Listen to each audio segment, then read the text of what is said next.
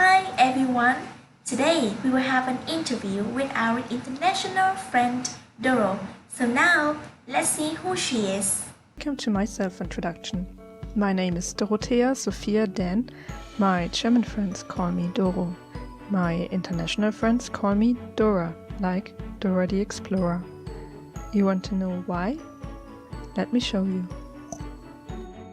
As you can see in the video, Doro is a student in Germany. She learned the Indonesian language in the last years as she planned to go there as an exchange student. Due to COVID-19, she had to take what was available and that she didn't have in Germany before.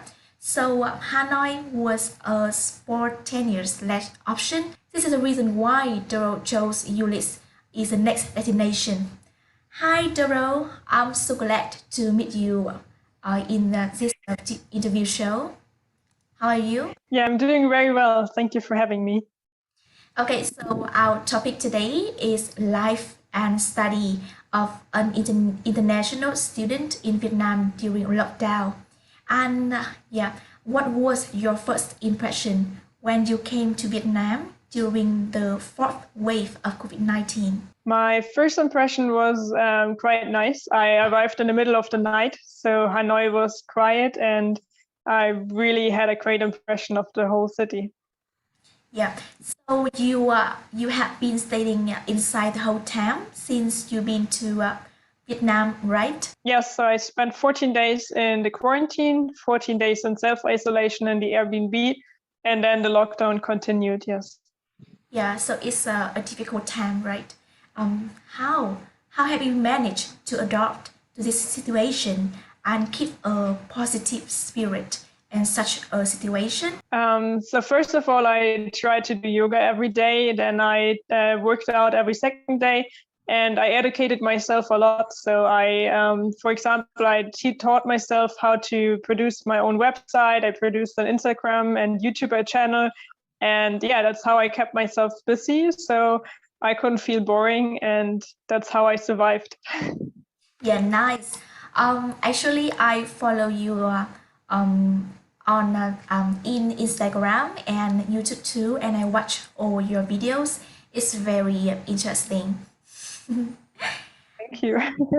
So, have you tried Vietnamese food before? Yes, so I tried Vietnamese food. I tried the soup pho, which name I can't pronounce, and I also tried fried frogs. Yeah. Fried frog? Really? So, Yes. is it the most impressive dish in Vietnam? Um, so I didn't even know that it's frogs, and I thought it's chicken. But it was quite tasty, and it was interesting to taste. Yeah, nice. Well, let's talk about your studies. Many international students face a language barrier when first entering a totally new environment, and especially in a country where English is not a preferred language like Vietnam. And did it happen to you when communicating with locals and your classmates in online classes? Yes, so as you mentioned, I actually learned Indonesian and not Vietnamese. I did a short, an online class before I came here to try to learn the basics, but it's quite hard and difficult. And I tried to speak Vietnamese directly in the taxi from the airport to my quarantine place. And the taxi driver and the guy from the health department both started to laugh about me immediately. They couldn't understand what I'm saying. And it's still the same. My Vietnamese did unfortunately not improve at all. Which is due to the lockdown. So I haven't met people, and I hadn't have a chance to speak. So you had to change your learning method to catch up with online classes in ULIS?